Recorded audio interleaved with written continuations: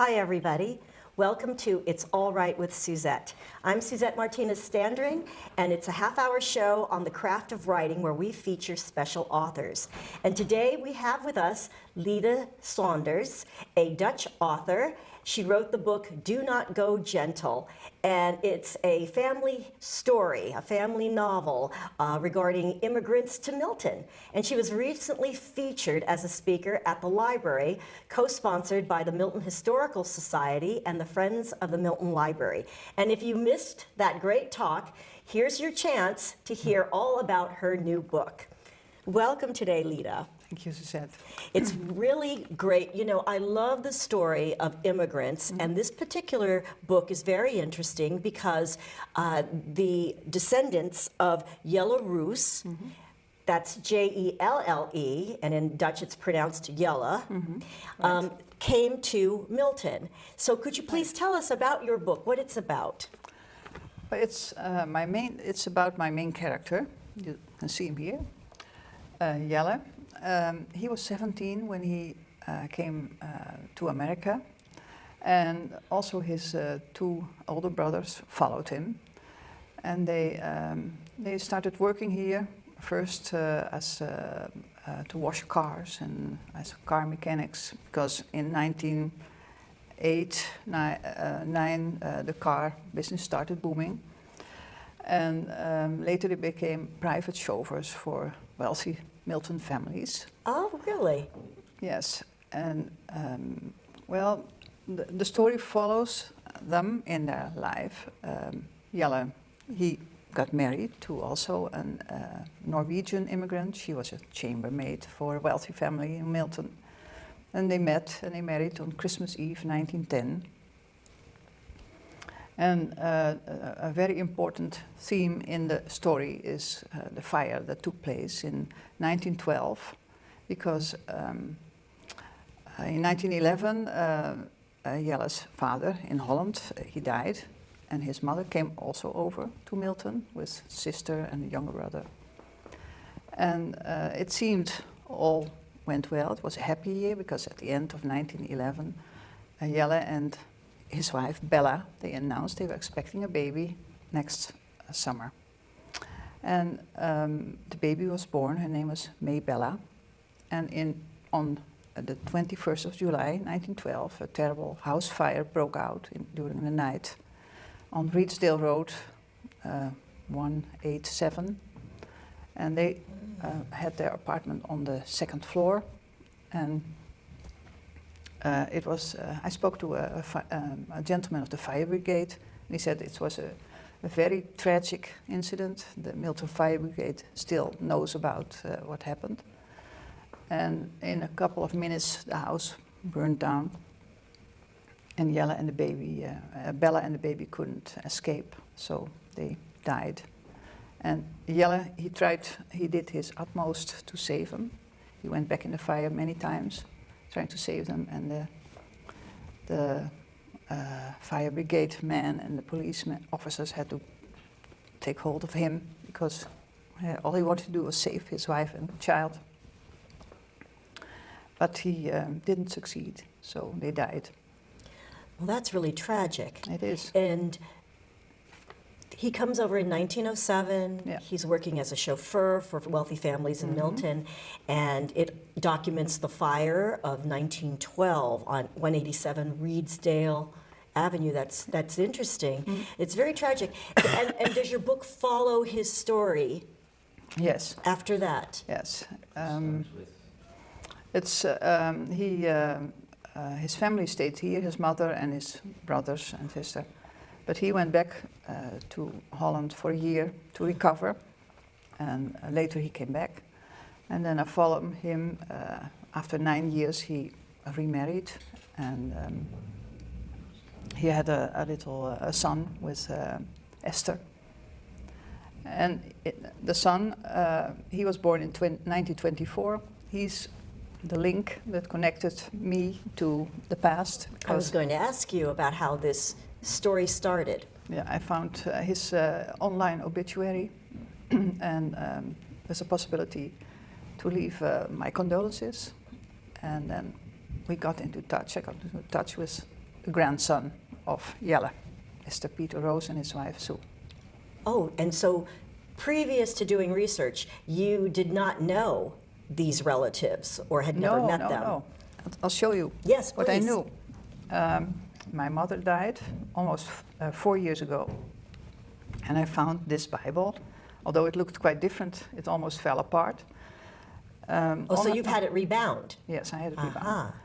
It must have looked like this originally. And I opened it, and first of all, I thought, well, it looks so run down. I thought, well, I'll just as well throw it away. But then I opened it, and I saw someone had written in it, Jelle went to America in 1907, and Geertje, a lady's name, went to America in 1911. And at that moment, I became so curious. I just had to know who they were, why they left. I had been an exchange student to the United States in 1966. Mm-hmm. And so I always felt a connection, a link to the United States. And I thought, well, maybe I even have relatives, family in the US. So I really wanted to start looking. Now, had genealogy been an interest of yours previously, or were you a novice when it came to genealogical research? Yes. At the start of this project? I was as green as grass.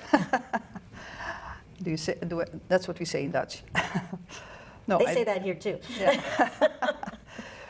No, I didn't know anything about it. So it was my first.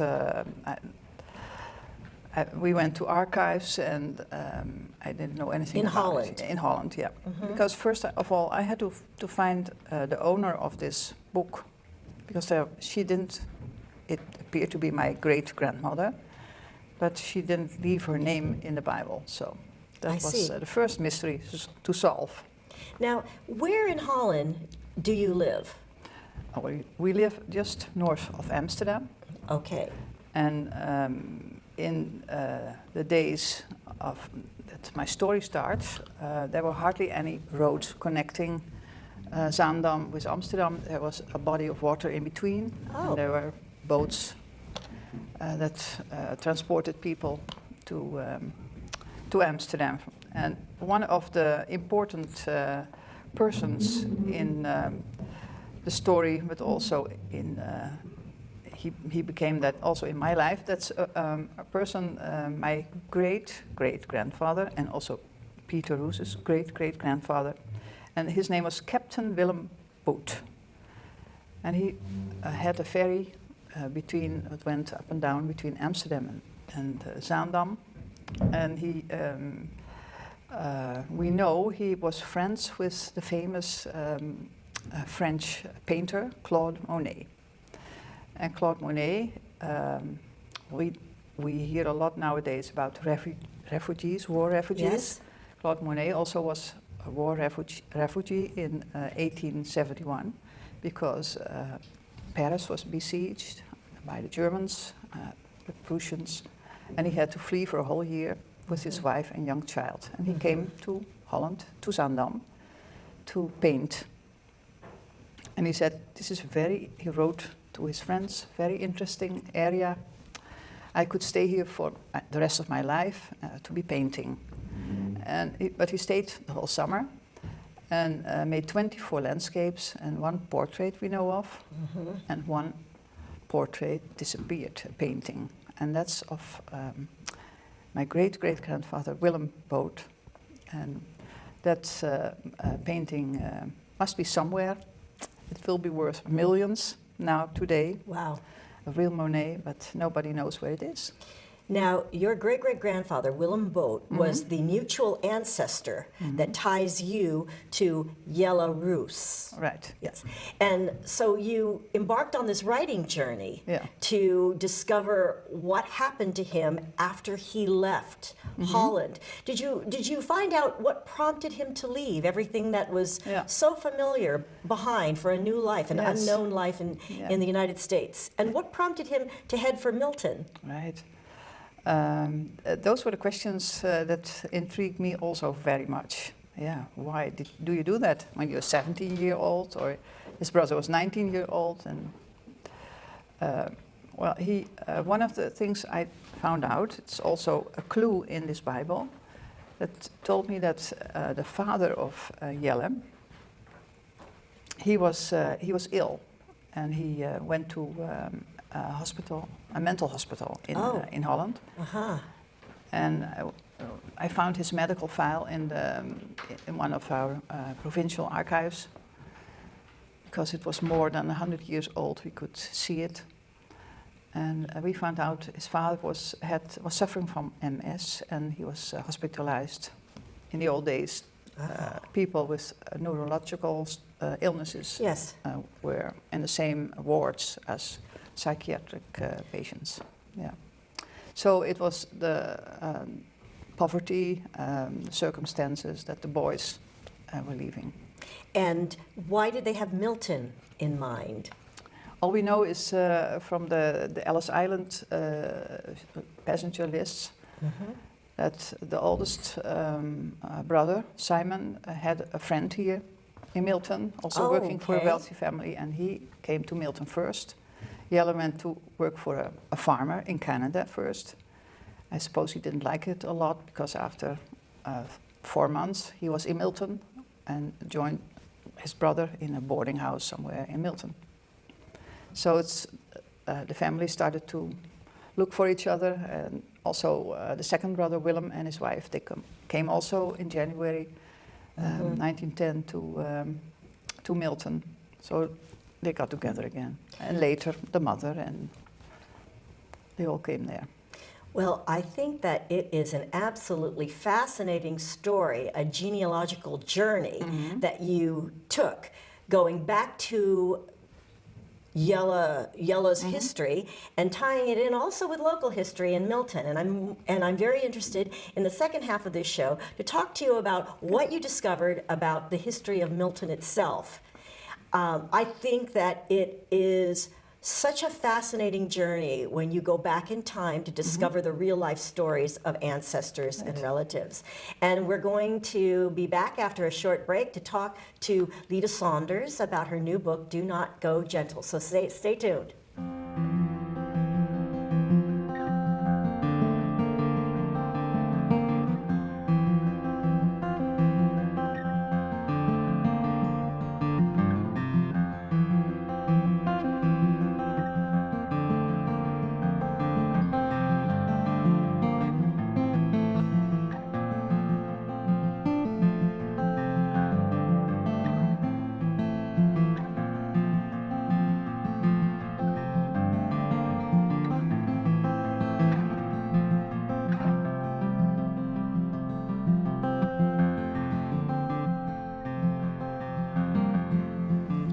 Hi, welcome back to It's All Right with Suzette, where our special guest today is Lida Sanders, who is the author of Do Not Go Gentle, a family history of Jelle Roos, who goes back to Holland, who comes from Holland in 1907 and lives in Milton. So, again, it's a very interesting family story, and you talk about the Great Fire on 187 Reedsdale Avenue in Milton that ended up very tragically for Jelle in that his daughter and his wife perished in that fire. And perhaps, and I think that the viewers, especially residents of Milton, are always interested in finding out more about those moments in history. So can you tell us a little bit of what you discovered about Milton during that time in researching the story for Do Not Go Gentle? Yeah. Well, I started to love Milton, to tell you the truth. The old Milton. I found out about the tram that connected Milton to Boston, and about the chocolate factory, Baker's Chocolate Factory. They lived on High Street. That's very close to that to the chocolate factory, and also very interesting.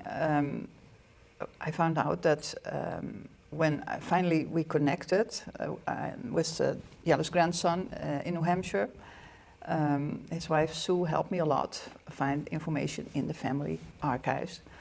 And the oldest son, Simon, he was a chauffeur for Mrs.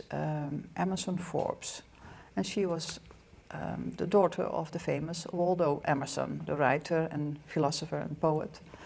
And I found out that Mrs. Emerson Forbes and her husband, Colonel Forbes, they supported financially promising young people with their studies.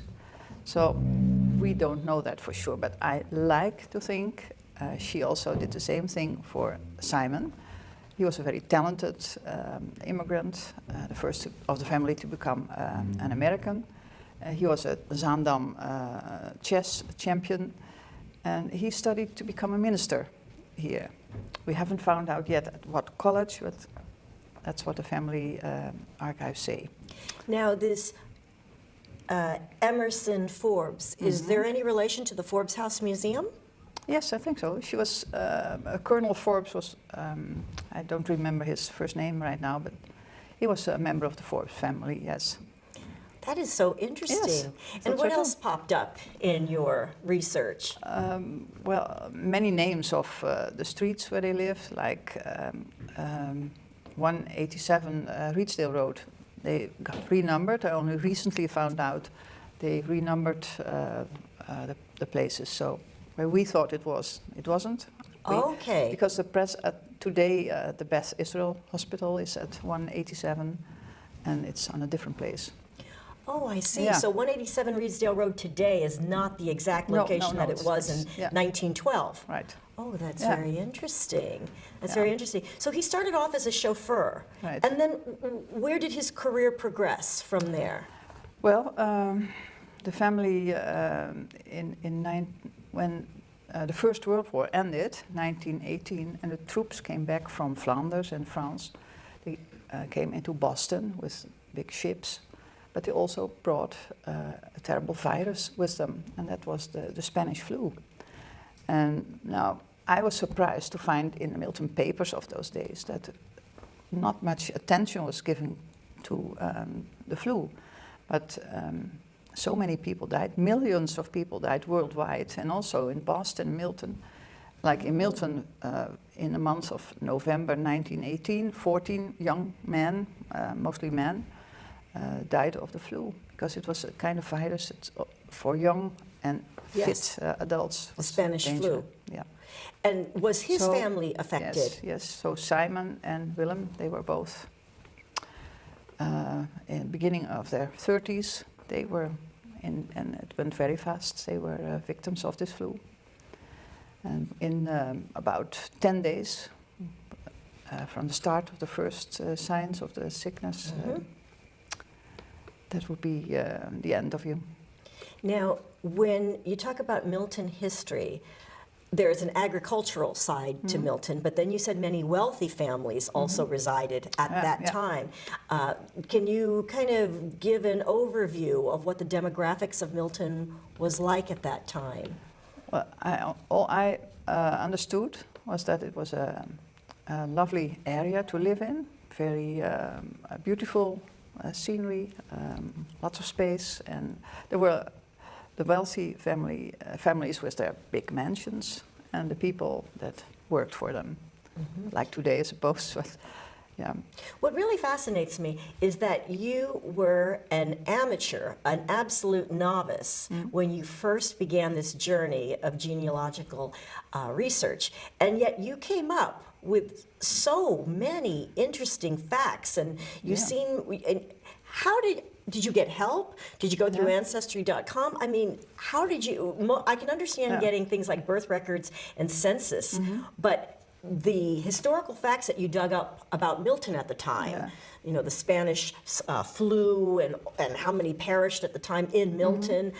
How did you come to that? What was your process? Like a detective, you have to. Like a detective. You have to work. And I looked for Milton in the city directories of 1918 and started counting how many people died in that month, and hoping to find more. But I think because just the war had ended, people had other worries than this disease, this flu, even though it was terrible. It just went on, and people didn't know the cause of of the illness either. I see. So, yeah. And you did all of this research online, basically, from Holland? Yes. 2 years ago we were here also, and we went to look for Bella's grave at the cemetery, and still there.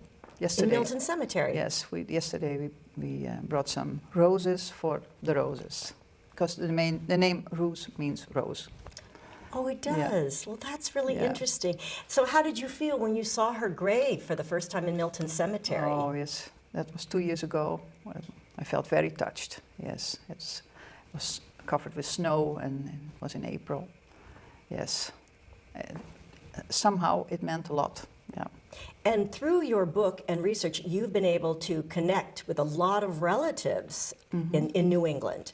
Yes. And what was their reaction when you first contacted them?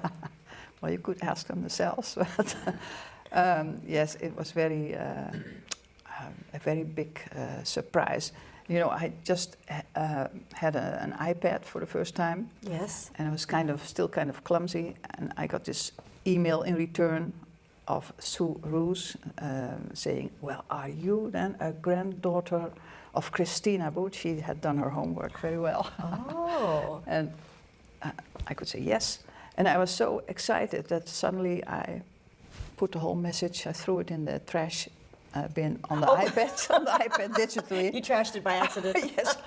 I thought, oh no, I've been waiting for weeks for this message to come, and now throw it away. But I found it again in the trash bin. So Sue Roos was also on her own genealogical research. Yes.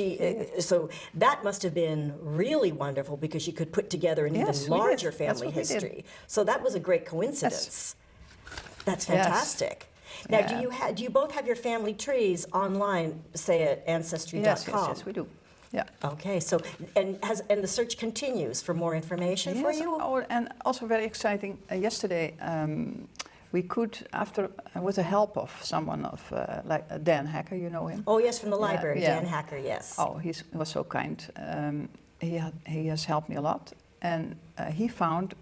I asked him, could you maybe help me find a relative of Bella? The story was finished, the book was finished. I wanted so much that Bella's family would not forget about her existence.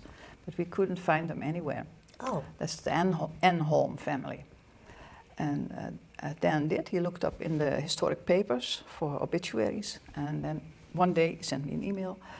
There's a grandson of Bella's sister living in Arizona, in Tucson.